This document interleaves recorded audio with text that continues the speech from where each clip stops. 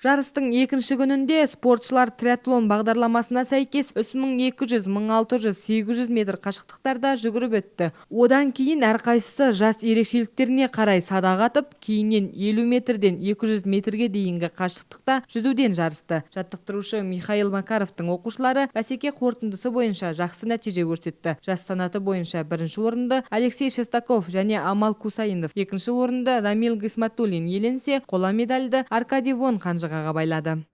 В прошлые года мы больше собирали, по 8, по 9 команд к нам приезжало. Просто в этом году Былтырғы жылдары біз 8-9 командадан жиналатынбыз. Биылғы жылы қаражат жағынан қиындық туындады ма, әлде басқа мәселе болды ма? Тек 5 команда ғана сайысқа келе алды. Алматы, Қызылорда командалар келеді деген ой болған. Өкінішке қарай олар келмеді.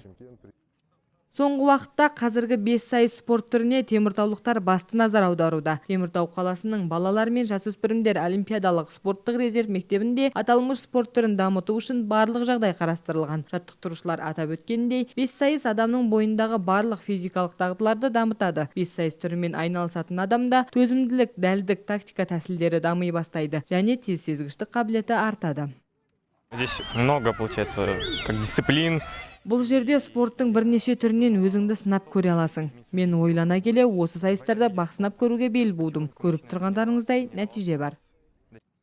Қазіргі заманғы 5 сайыс спорттық көп сайыс тобының бір түрі. Онда қатысушылар 5 пән бойынша жарысады. Конкурс, семсерлесу, атыс, жаяу жарыс, жүзу. Олар әйелдер және ерлер 5 сайысы деп бөлінеді және жас ерекшеліктеріне байланысты бөлінеді. Көне замандағыдан айыру үшін қазіргі 5 сайыс қазіргі заманға деп аталады.